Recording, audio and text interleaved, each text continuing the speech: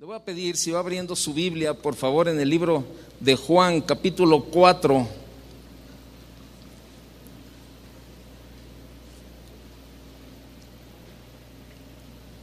Juan, capítulo 4, por favor, si me hace favor, en el verso 46. Vamos a leer desde el verso 43, si me hace favor. Si lo vemos desde el verso 43. Dice, ¿lo tiene? ¿Sí o no? Ok. 2 días después salió de allí y fue a Galilea, porque Jesús mismo dio testimonio de que el profeta no tiene honra en su propia tierra. Cuando vino a Galilea, los galileos le recibieron habiendo visto todas las cosas que había hecho en Jerusalén, en la fiesta, porque también ellos habían ido a la fiesta. Vino pues Jesús otra vez a Caná de Galilea, donde había convertido el agua en vino, y había en Capernaum un oficial del rey, cuyo hijo estaba enfermo. Cuando oyó que Jesús había llegado de Judea a Galilea, vino a él y le rogó que descendiese y sanase a su hijo, que estaba a punto de morir. Entonces Jesús le dijo: si no viereis señales y prodigios, no creeréis. El oficial del rey le dijo: Señor, desciende antes que mi hijo muera. Jesús le dijo: ve, tu hijo vive. Y el hombre creyó la palabra que Jesús le dijo y se fue. Cuando ya él descendía, sus siervos salieron a recibirle y le dieron nuevas, diciendo: tu hijo vive.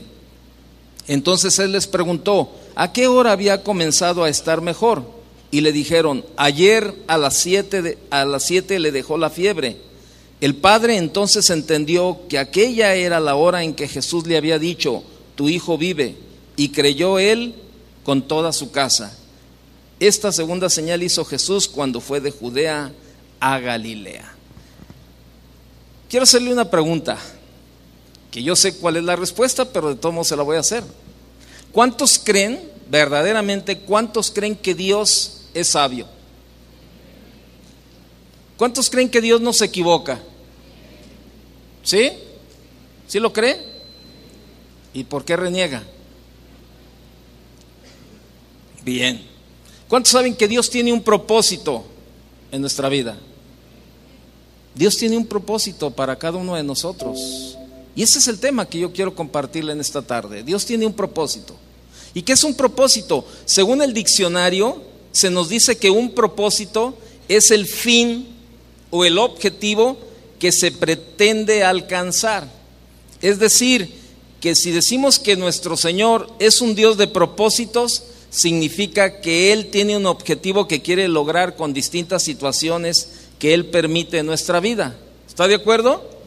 O sea, Él permite, ¿verdad? Él permite las situaciones que pasamos, las situaciones que vivimos, Él las permite. ¿Pero por qué? Porque en todo Dios tiene un propósito, en todo, créamelo, en todo Dios tiene un propósito. Y en eso es donde debemos descansar, en eso debemos creer, en eso debemos confiar, que Él es más sabio que usted y que yo y que todo el mundo junto, que Él es más sabio y que en todo Él tiene un propósito. Y en esta historia que hemos leído acerca de la sanidad realizada por Jesús en el hijo de un noble, este hombre era un oficial del rey, es decir, de un hombre de rango elevado en la corte del rey Herodes. Y podemos encontrar algunos propósitos muy importantes que nuestro Señor Jesús, ¿verdad?, quiere lograr en nuestra vida a través de nuestra aflicción. Y primer propósito, ¿verdad?, propósito que vemos ahí en este momento es hacernos venir a Él. O sea, Él quiere hacernos venir a Él. Vea lo que dice el verso 46. Comienza el verso 46 diciendo: vino pues Jesús otra vez a Caná de Galilea, donde había convertido el agua en vino, y había en Capernaum un oficial del rey, era del rey Herodes, cuyo hijo estaba enfermo. Cuando oyó que Jesús había llegado de Judea a Galilea, vino a él. Ahí está cumpliéndose el propósito. el propósito de Dios.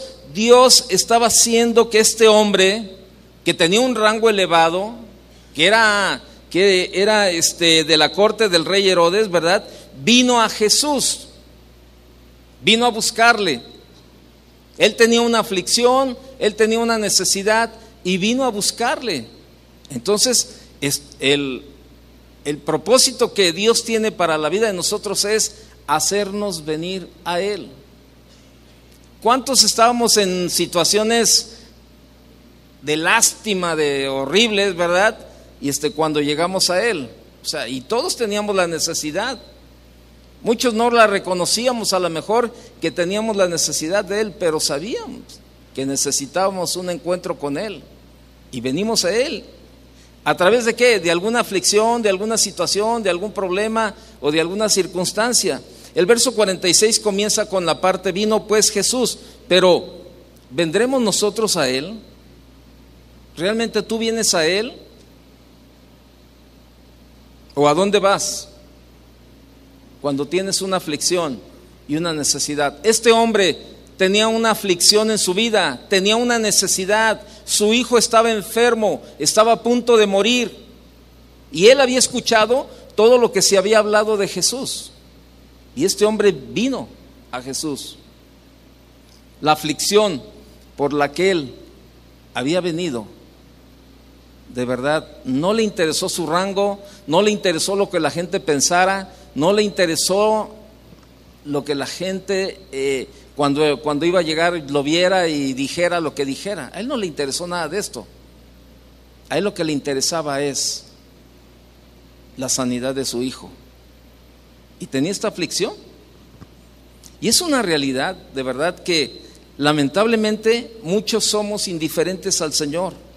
Nos olvidamos de Él o llegamos a pensar que no lo necesitamos en nuestra vida. Muchas veces pensamos que nosotros nunca vamos a estar enfermos, que no vamos a tener ninguna necesidad, que todo nos va a ir bien, que todo va a estar de una manera perfecta. Y sabe, ese es un gran error en la vida. Es un gran error, se lo digo por experiencia. Yo llegué a pensar eso, que siempre iba a estar bien, que siempre iba a tener un puesto, ¿verdad?, allá en el mundo, ¿verdad? Antes de que Dios me llamara de tiempo completo, yo siempre pensé que no, yo siempre voy a estar aquí, yo siempre voy a ganar esto, yo siempre voy a de esto, y esto. Pero ¿sabe qué? No, Dios tenía un propósito para mi vida y permitió que entrara en una aflicción, y dentro de esa aflicción Él me hizo un llamado para venir y servirle. Fíjese, qué tremendo, ¿no? Tener un verdadero encuentro con Él. Y esa es la situación que vivimos. Yo le pregunto, ¿usted cree que este oficial del rey Herodes habría buscado a Jesús si su hijo no hubiera estado enfermo? ¿Usted cree que lo hubiera buscado si su hijo está sano? Yo creo que no. Yo creo que no hubiera buscado a Jesús. Lo más seguro es que no. Y posiblemente ese hombre había seguido siendo indiferente al Señor. Y a lo mejor había escuchado a Jesús por ahí, a Jesús por aquí, Jesús por acá, y los milagros y todo eso. Pero como no tenía necesidad, pues decía, a mí no me interesa, yo no lo voy a buscar, yo estoy bien. Y a veces nosotros creemos que por el hecho de que estamos bien, no necesitamos a Jesús. Ese es un pensamiento de muchos matrimonios. Yo en alguna ocasión lo he dicho, ¿no? O sea, cuando los invitamos al congreso de matrimonio, algunos me han dicho, no, pero pues ¿a qué vamos nosotros? ¿Verdad, mi amor, que no tenemos problemas? Platican entre el matrimonio, ¿verdad? Y yo recuerdo una pareja joven, ¿verdad?, que decía, no, pero pues ahí van los que tienen problemas, ahí van los que andan ya pensando hasta divorciarse, o ahí andan ya los que de verdad andan tirando la toalla en el matrimonio. Y yo recuerdo que le dije a esa pareja, discúlpame, estás bien errado y bien equivocado. Yo tengo las situaciones o las diferencias normales de cualquier matrimonio. En ningún momento mi matrimonio está destrozado, ni estoy tirando la toalla, ni estoy pensando en separarme. Pero sin embargo, sé que necesito ir al congreso, sé que necesito asistir porque quiero cada día que mi matrimonio esté mejor. Y eso es lo que necesitamos pensar. Porque a veces traemos en el pensamiento que nada más necesitamos buscar a Jesús cuando estamos en medio de la aflicción, que necesitamos orar cuando estamos en una situación difícil,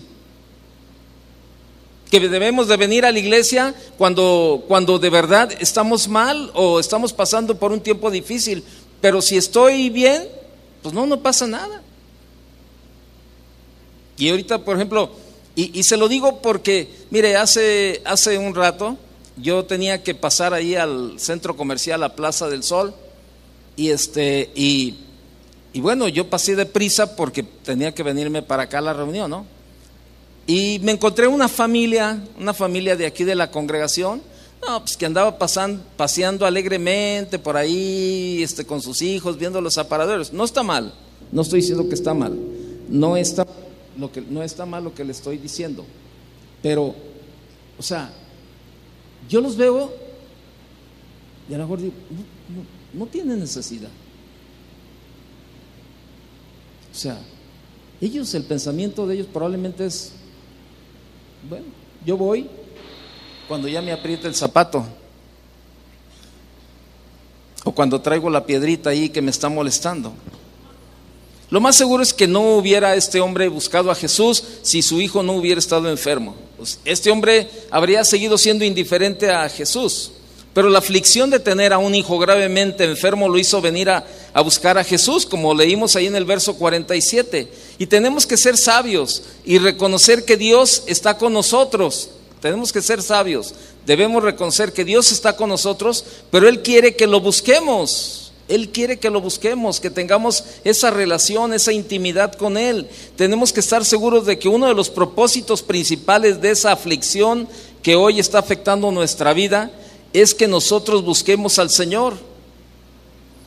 Pues como lo dice el libro, el profeta Amós, ahí en el capítulo 5, dice, buscadme y ¿qué? Y viviréis. Buscadme y viviréis. Y sabe, y a veces cuando este hombre tenía la aflicción de que su hijo estaba enfermo, y a veces no comprendemos los propósitos de Dios aún en medio de nuestras enfermedades. Muchos cristianos se preguntan, ¿por qué Dios ha permitido esta enfermedad en mi vida si soy su hijo? O también, ¿por qué si Dios tiene poder para sanarme no lo hace? Tenemos que comprender, ¿verdad?, que las causas de las enfermedades pues son muy diversas en nuestra vida. Nuestra mala alimentación, el no cuidarnos, no dormir, el estrés de la vida diaria, los problemas, o sea, todo ese tipo de cosas. Pero espiritualmente, nuestras enfermedades tienen propósitos dentro del plan de Dios para nuestra vida. Y dentro de esos propósitos, uno de los propósitos más tremendos es que Dios sea glorificado. Vaya conmigo ahí a Juan capítulo 11, por favor, verso 4.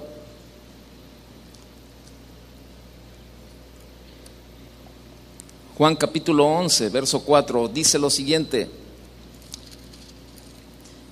Oyéndolo Jesús dijo, esta enfermedad no es para muerte, sino para la gloria de Dios, para que el Hijo de Dios sea glorificado por ella. Bueno, allá está Irma, allá atrás, allá está Irma Zárate, ¿no?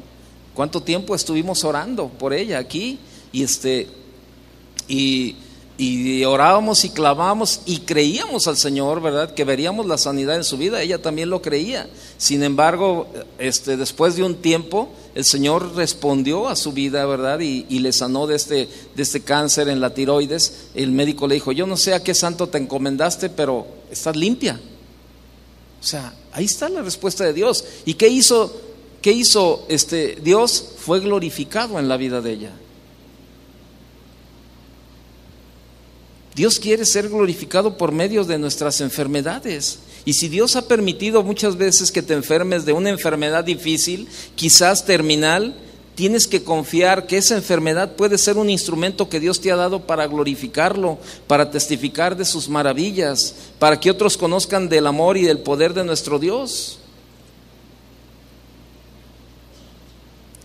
Qué tremendo, ¿no?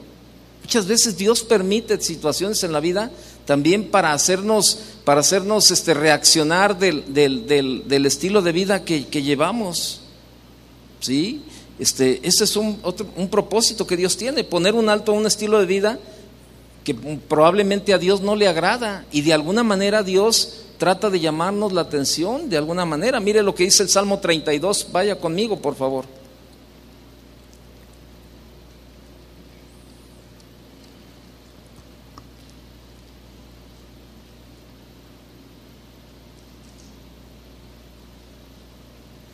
Sí, ahí está, mire, el capítulo 32, verso 8. Te haré entender y te enseñaré el camino en que debes andar. Sobre ti fijaré mis ojos. No seáis como el caballo o como el mulo, sin entendimiento, que han de ser sujetados con cabestro y con freno, porque si no, no se acercan a ti. A veces Dios permite situaciones en la vida para tratar con nuestra manera de vivir. Probablemente Dios ya ha querido hacernos entender por medio de su palabra, por medio de un mensaje predicado aquí en la iglesia, nos ha hablado por medio de los consejos de nuestros padres o de los pastores o de otros hermanos en la iglesia, pero a veces no queremos entender, no queremos reaccionar, y muchas veces Dios utiliza también eso como un freno para nuestra vida. Nos hace hacer un alto en nuestra vida, ¿verdad? Y que pongamos atención a la voz de Dios. Hace una semana yo platicaba con un hermano que pasó por un tiempo difícil de enfermedad. Dios le sanó, Dios se glorificó en la vida de él. Le dije, oye, a ver, pero después de todo esto, ¿qué? ¿Qué aprendiste? ¿Tú qué viste? Híjole, la verdad, yo sé que necesitaba entrar en ese tiempo. Necesitaba entrar en ese trato, necesitaba pasar por esa situación. Y la verdad, Dios me enseñó tremendamente, la verdad. Y la verdad, ya entendí. ¿Y qué leímos? Te haré entender y te enseñaré el camino por el que debes de andar. Probablemente hay situaciones, hay formas de vivir que no le agradan a Dios. Y Dios permite de alguna manera que pasemos circunstancias con esta forma, pues para recordar que ahí está Él. Entonces, probablemente, ¿verdad? O sea, ¿qué es lo que Dios está tratando? Pero en todo, recuérdelo, en todo Dios tiene un propósito, en todo. ¿Cuántas veces vemos situaciones difíciles en la vida de la gente, pero Dios está hablando a cada persona, ¿no? Entonces, muchas veces también Dios quiere a través de estas situaciones que nos acerquemos y lo busquemos. Vea lo que dice Lucas 4:40, por favor.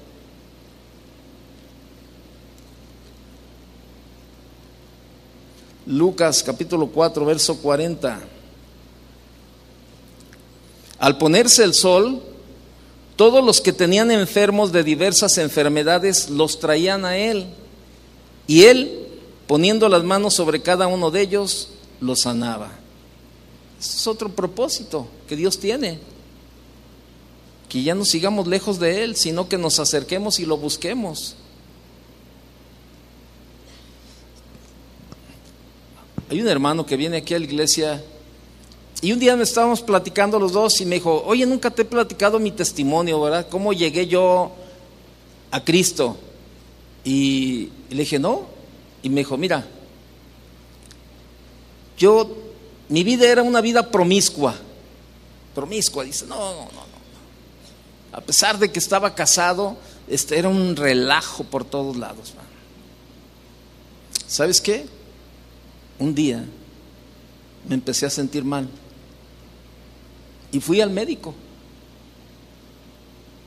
¿Y qué crees? Cuando voy con el médico ve los exámenes y me dice, oiga, sus exámenes hablan de que usted tiene SIDA. No es posible. Sí, aquí está el resultado. Dice que salió del consultorio todo, pues imagínese, ¿no?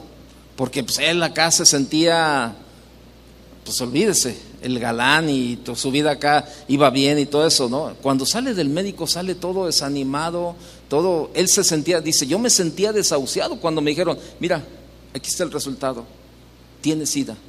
No, yo me sentía desahuciado. Casi le decía al doctor, ¿cuánto me queda de vida? Y salí con la cabeza baja, ¿verdad? Arrastrando la cobija tremendamente. Y pues llegué a casa. Y ahí, créeme lo que no me importó, la verdad, la pena, cuando le confesé a mi esposa, le dije, ¿sabes qué? Fui al médico y el médico me dicho esto y esto y esto. Y mi esposa sabía la vida de promiscuidad que yo llevaba, dice. Y ella me dijo, ¿sabes? Yo había estado orando y he estado orando para que Dios tratara contigo. Y yo le decía, Señor, lo único que yo te pido, Señor, es que su alma no se pierda. Señor, de la forma que tú quieras, acércalo a ti, pero que su alma no se pierda, Señor. Y le dijo su esposa, esto es la respuesta a mi oración. ¿Qué vas a hacer? Dice, comencé a llorar. Dice, yo me sentía desahuciado. Y mi esposa le dijo, ¿tú crees que Dios puede sanarte?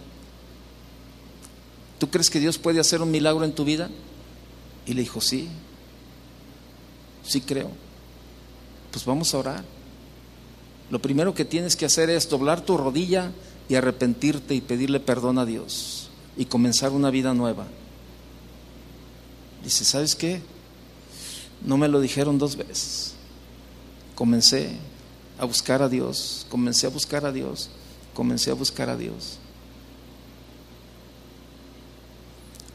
Fui al médico de nuevo y el médico comenzó a ver los resultados y decía, pues se ven un poco mejor, pero todavía ahí. Y yo decía, Dios todavía quiere seguir tratando conmigo. Pero Señor, dice, llegó el momento en que yo entendí esta parte y yo un día orando le dije, Señor, me sanes o no me sanes, yo te seguiré. Y si es el tiempo de que tú vas a llamar, Señor, yo estoy preparado, Señor. Y si yo le entregué mi vida al Señor, y totalmente, man. Bueno, dice, eso que te estoy platicando, de eso fue hace 15 años. Aquí estoy. Dios se glorificó. Dios trató con este hombre de una manera bien tremenda, pero le hizo parar. Y el versículo decía, te haré entender y te enseñaré el camino por donde debes andar. Sobre ti fijaré mi vista. No seas como el caballo o como el mulo, sin entendimiento, que han de ser sujetados con cabestro y con freno, porque si no, no se acercan a ti. Dios tiene un propósito. Dios tiene un propósito. Créemelo. Dios tiene un propósito. Qué tremendo, la verdad. Qué tremendo. ¿Sabes? Otra de las áreas que Dios trata en nuestra vida es con la soberbia. Y algunos tienen una soberbia impresionante, aún como cristianos, ¿verdad? Están aquí con una soberbia impresionante. No, pues a mí nunca me va a pasar. No, ni para cuándo. Regresa conmigo a Juan, por favor, a donde comenzamos, a Juan capítulo 4, a donde comenzamos. Y sabes, Dios permite también que seamos tratados en esa área, la verdad, porque pues Dios a quien se exalta, ¿qué le pasa? ¿Qué le pasa al que se exalta? Lo humilla. Y vemos ahí, ¿verdad? Entonces vemos ahí en el verso 47, dice, este hombre, cuando oyó que Jesús había llegado de Judea a Galilea, vino a él. ¿Y qué hizo este hombre? Le rogó le rogó que descendiese y sanase a su hijo, que estaba a punto de morir. Este era un hombre sujeto, era un hombre que tenía gente sujeta a su autoridad. Este era un hombre que tenía un nivel, ¿verdad?, en el rango del rey Herodes. Y bueno, yo me imagino que tenía gente bajo autoridad, como aquel centurión. ¿Se acuerda del centurión también? Y yo creo que este hombre tenía autoridad, y eso lo hacía a lo mejor sentirse un poco soberbio, la verdad. Y hey, tú ve y haz lo que tengo que hacer. Hey, tú lávame el carruaje, báñame el caballo, llévame el caballo al autobaño, por favor, al autocaballo, perdón, no al autobaño, al caballo baño. Llévate el caballo baño y dale una buena pulida y encerada al carruaje y todo eso, ¿verdad? Y yo creo que este hombre tronaba los dedos o hacía cosas porque pues era el nivel que tenía. Y la palabra nos dice que este oficial del rey le rogó a Jesús que descendiese y sanase a su hijo. Y generalmente solo nos enfocamos en la acción de rogar y decimos que ese hombre fue humilde cuando vino a Jesús, pero dejamos de lado la obra de Dios en él. Nosotros vemos solamente lo que este hombre hizo. Ay, oye, híjole, qué humilde este hombre, a pesar de que tenía un rango con el rey Herodes, qué humilde, a pesar de que tenía este rango, vino, buscó a Jesús y le rogó. Sí, pero no estamos viendo la parte que Dios hizo en él. Es decir, ¿qué fue lo que hizo que este hombre llegara a rogar a Jesús? La aflicción de tener a un hijo a punto de morir. Dios trató con su soberbia. Seguramente ese hombre de un alto rango en la corte del rey no estaba acostumbrado a rogar, sino a ordenar y a mandar. Posiblemente su corazón era soberbio o lleno de orgullo, pero por medio de la aflicción el Señor doblegó su corazón, lo hizo ser humilde y rogar al Señor por la sanidad de su hijo. Probablemente tu corazón está lleno de soberbia todavía. Probablemente hay orgullo en tu corazón. Y tú crees que tú no necesitas a Dios para nada. Pues no, yo estoy bien, tengo un buen trabajo, tengo una buena casa, estoy bien con mi familia, estoy bien aquí, traigo un buen coche, traigo esto, traigo lo otro. Y vengo a la iglesia porque, bueno, pues es parte ya de lo que aprendí en alguna ocasión desde niño a venir a la iglesia, pero es todo. Pero pues no, yo estoy bien.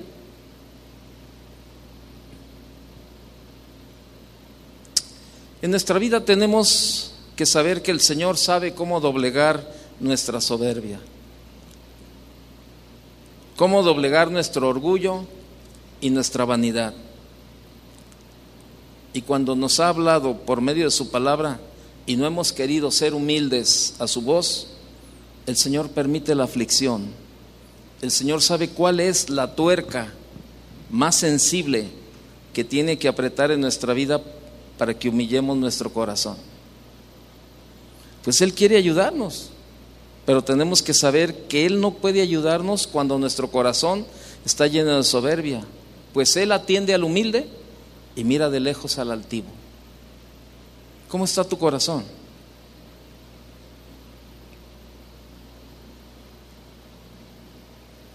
Uno de los propósitos que el Señor tiene es que creamos en Él, que creamos en Él. El Señor quiere que tengamos fe en Él, para que creamos en obra en nuestra vida señales y prodigios de verdad, para que Dios permite la aflicción para obrar milagros en nuestra vida, para que podamos ver su gloria, para que podamos ver sus maravillas y creamos en Él.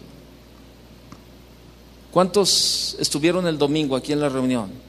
¿Se gozó? Estuvo tremenda la reunión.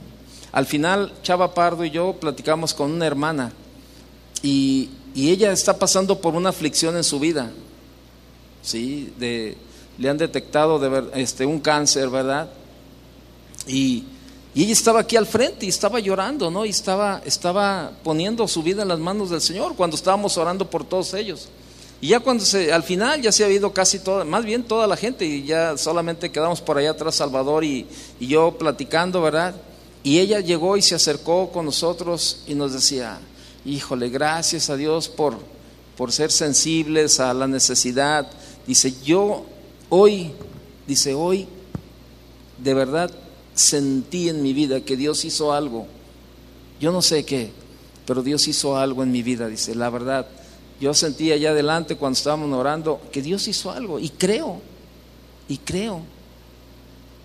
que Dios tiene una respuesta para lo que estoy viviendo, y que Dios tiene un propósito por lo que estoy pasando. Te sigo preguntando, ¿tú crees que Dios es más sabio que nosotros? ¿Sí o no? Y ahora ya no lo oigo tan animado como al principio. ¿Tú crees que Dios tiene un propósito en nuestra vida? Ahí está la respuesta. Ahí está la respuesta. Ahí está esta parte, para que creamos en Él. Dios permite la aflicción, de verdad, para que las personas que no son salvas también lo reciban como Señor y Salvador de su vida.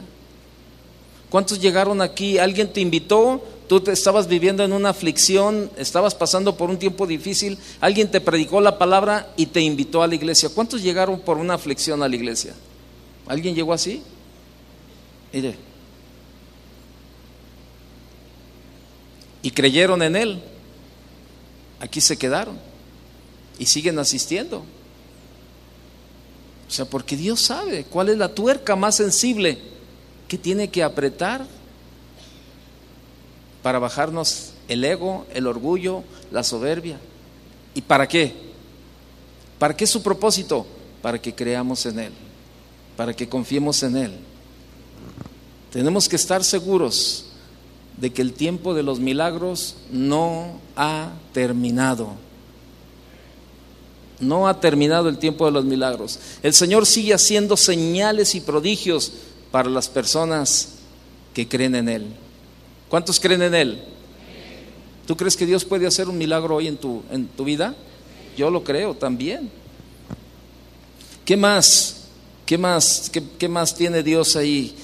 En el verso 48, ve lo que dice. Entonces Jesús le dijo: si no viereis señales y prodigios, no creeréis, ¿verdad? O sea, verso 49. El oficial del rey le dijo: Señor, desciende antes que mi hijo muera. Verso 50. Jesús le dijo: ve, tu hijo vive. Y el hombre creyó la palabra que Jesús le dijo y se fue. Fíjense qué tremendo, ¿eh? O sea, porque dentro de todo, el hombre tenía fe. Tenía fe. Este es un propósito que Dios tiene, que aprendamos a creer. Fíjese, que aprendamos a creer y a obedecer su palabra. Que aprendamos a creer y a obedecer su palabra. Podemos notar que este oficial, ¿verdad?, del rey, estaba acostumbrado a dar órdenes y que le obedecieran a él, ¿sí? Pero vemos ahí en el verso 49 que le llamó Señor a Jesús. Pero él quería que Jesús hiciera lo que él decía. ¿Sí? ¿Lo ve? Este hombre quería que Jesús hiciera lo que él le decía, que fuera con él a su casa a sanar a su hijo. Y le decía: te ruego, ¿sí? En el verso 49 el oficial le dijo: Señor, lo reconoce como Señor, pero le da órdenes, le dice: desciende antes que mi hijo muera. Jesús no fue con él, como vemos ahí en el pasaje, sino que le dijo: ve, tu hijo vive. Ese hombre tenía que confiar en las palabras de Jesús y obedecer.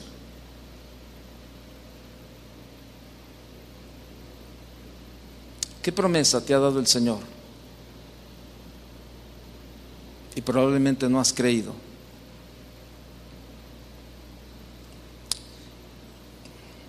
Lo he platicado en alguna ocasión y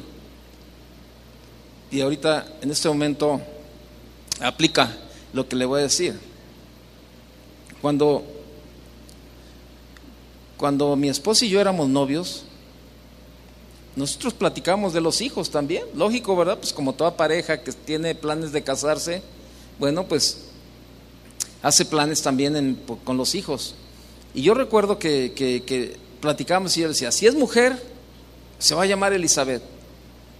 ¿Y por qué Elizabeth?, me decía mi esposa. No, es que un día yo vi un cuadrito ahí que decía Elizabeth y decía la definición y me gustó. Significa consagrada a Dios. Okay. ¿Y si es niño? Ah, no, si es niño, decía mi esposa, yo le pongo el nombre. Ah, bueno, pues ¿cómo? ¿Cómo te gustaría? No, no sé, pero si es niño yo le busco el nombre, órale, pues. Y así estábamos platicando, ¿no? Y todo ese tipo de cosas. Pero ¿sabe? En una ocasión platicamos y decíamos, sentimos de parte de Dios una promesa que Dios nos había dicho, que íbamos a tener hijos sanos y felices. Y ¿sabe qué? Lo creímos y ahí nos paramos en esa promesa. Cuando mi esposa se embaraza, vamos a ver al médico, al ginecólogo, y el ginecólogo pues estaba ahí junto con otro, estaban dos ginecólogos juntos, ¿no? Y entonces uno de ellos comenzó, eran familiares de mi esposa, y uno de ellos empezó a auscultar y a revisar a mi esposa, ¿verdad? Porque era su primera revisión, y ella estaba bien contenta y pues no, qué padre, ¿verdad? El médico le decía, felicidades, qué bueno, y ahí estaba haciéndole, ¿verdad?, todo el estudio y todo eso. Entonces el otro doctor me saca a mí y me dice, ven, acompáñame. Y dije, sí, ¿a dónde? Acompáñame. Entonces, como teníamos amistad, ese doctor y yo, entonces me sacó ahí a la calle y me arrinconó contra un carro, ¿verdad? Pero me agarró así y me dijo, ¿estás tonto o qué? Me dijo, le digo, ¿por qué o qué? Me dijo, es que tú sabes que el medicamento que tu esposa está tomando no le permite embarazarse. Ese medicamento puede traer consecuencias como que el niño nazca con labio leporino, sin alguno de los miembros, con síndrome de Down o con muchísimos problemas pueden hacer. ¿Por qué te arriesgas? Y estaba ahí, ¿verdad? Él, y era mucha la confianza que me tenía que hasta me ofendía, ¿verdad? Estás tonto, pero con más feo, ¿verdad? ¿Qué vas a hacer? Entonces, yo lo único que le dije, mira, yo te respeto, te quiero mucho, te respeto como médico, sé que tienes conocimiento de la medicina, pero yo tengo más respeto por la palabra de Dios y por las promesas de Dios. Y me dijo, ya me tienen harto ustedes con sus Dios y que diario andan hablando de Dios y que no sé qué, deberías de ser sabio y mira, esto va a traer complicaciones. Le dije, yo creo en la promesa que Dios nos dio, y Dios nos dio una promesa que íbamos a tener hijos sanos y felices. Tú eres un fanático, me dijo. Bueno, y ya nos metimos, ¿verdad? Y sabe, él puso una espinita, ¿no? Ahí.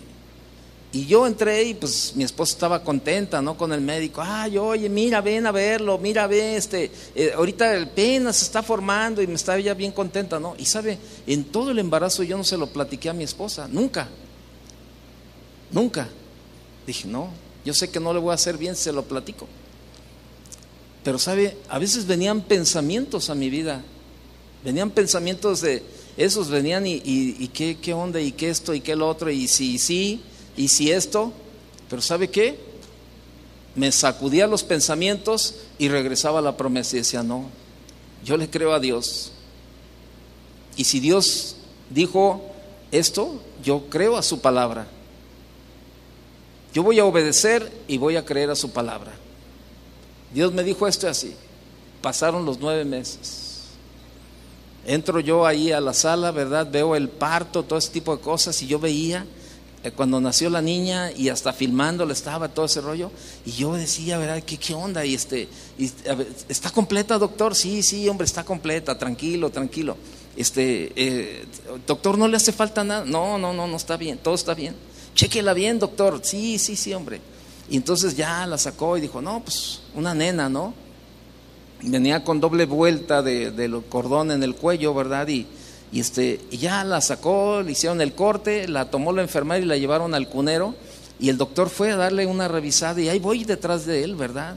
Y tenía la cabecita así como un aguacate. Y yo le decía, doctor, ¿pero por qué tiene la cabeza como aguacate? ¿Está mala, doctor? ¿Qué tiene? Me dijo el doctor, no, mañana va a estar bien. Lo que pasa es que quería salir y no podía por el cordón, salía y esto. Y dice, pero ¿sabes qué? Está bien. Chéquela bien, doctor. Está bien, no te preocupes. Eso me pasó con la segunda. El mismo doctor me dijo, no, ¿por qué tientas a Dios? En la tercera, él me dijo, ¿sabes qué? Mis respetos. Mis respetos. La fe que ustedes tienen me deja callado. Mis respetos. Y sabe, tenemos que aprender a creer en Él, a obedecer su palabra y creer en Él. Y ese es un propósito que Dios tiene. Jesús le dijo, ve, tu hijo vive.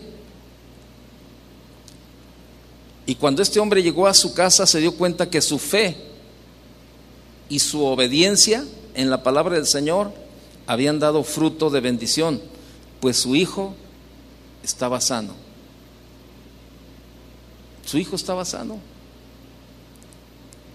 ¿Cuántos de nosotros somos exactamente igual que el oficial del rey?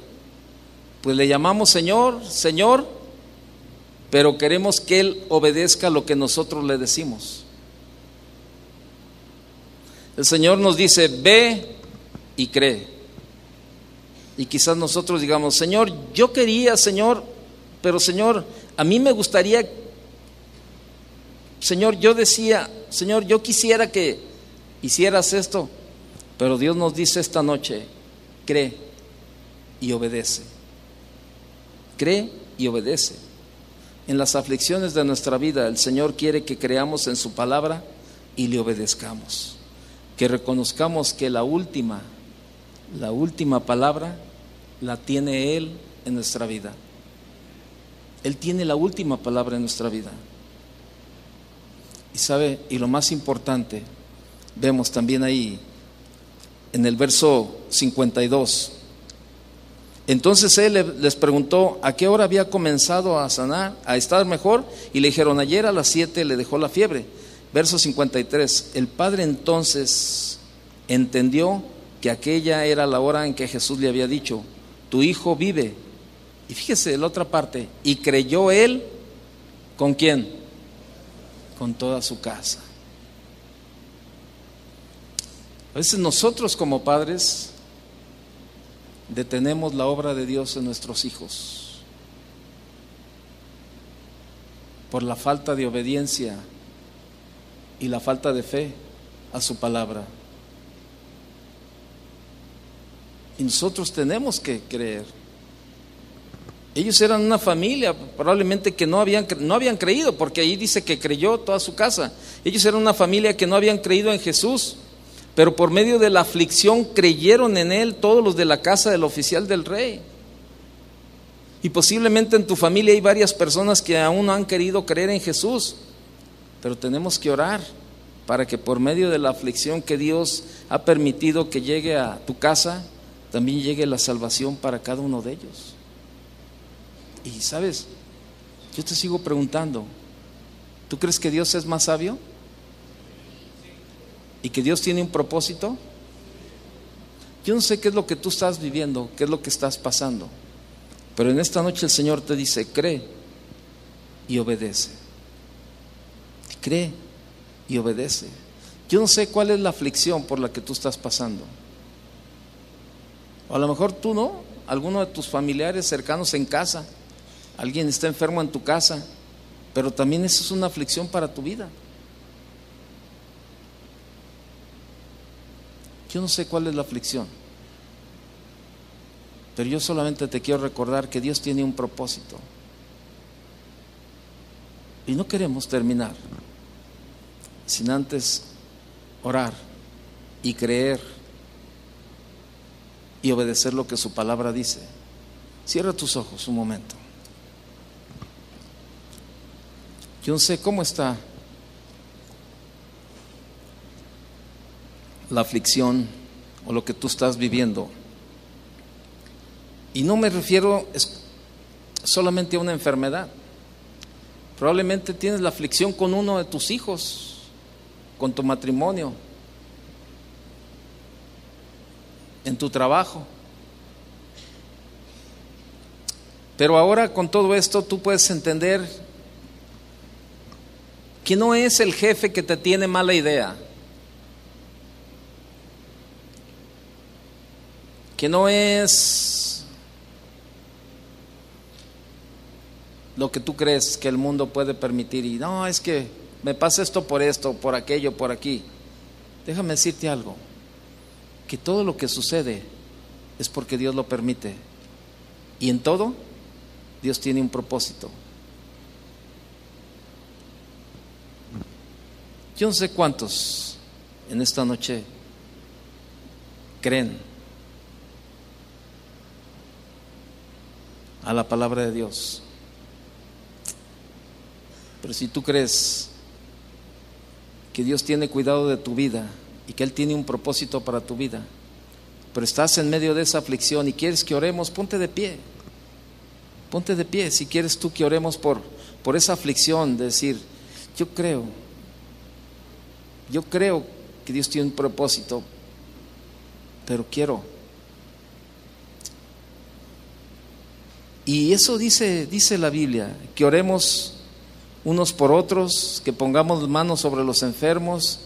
La Biblia tiene un plan también cuando nos enseña y nos dice que pongamos manos sobre los enfermos y estos sanarán. Pasa al frente, vamos a orar, pasa tú aquí al frente y vamos a orar para que la gente también venga y participe, y vamos a orar por todos aquellos que tienen esta necesidad, aquellos que están viviendo en medio de una aflicción. Yo quiero decirte que así como Dios tuvo una respuesta para este hombre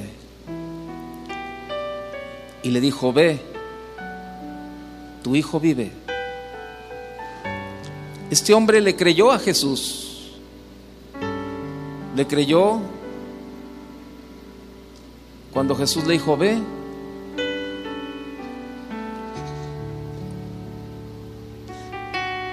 Dios es más sabio que nosotros, y tú debes de entender que eso que estás pasando, Dios tiene un propósito. Ahora, ¿qué es lo que Dios está trabajando en tu vida? ¿Tu soberbia?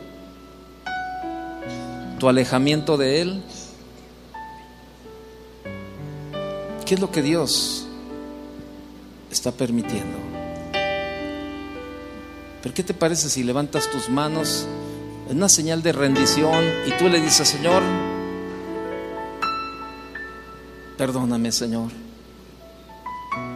perdóname, Señor, porque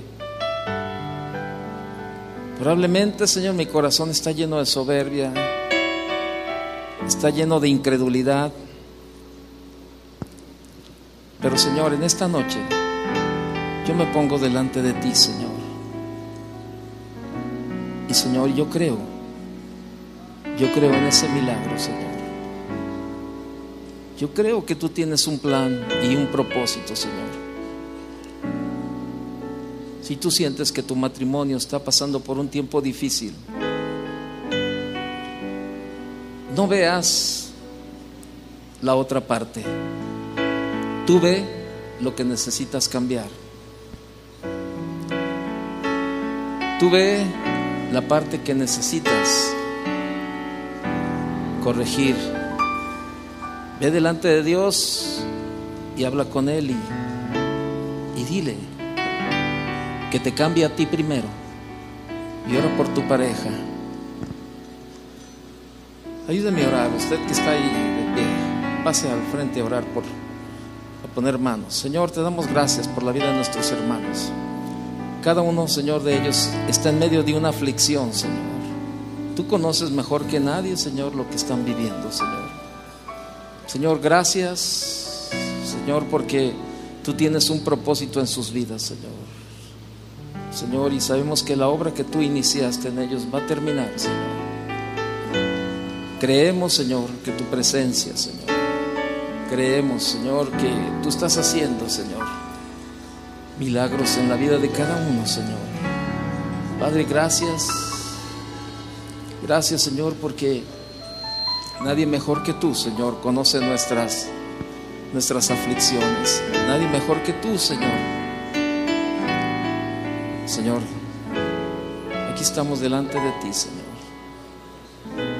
Y te pedimos, Señor, que tú toques, que tú lo toques, Señor, a cada uno, Señor, en el nombre de Jesús. En el nombre de Jesús, Señor. Gracias, Padre, porque tu presencia, Señor, está en nuestra vida, Señor.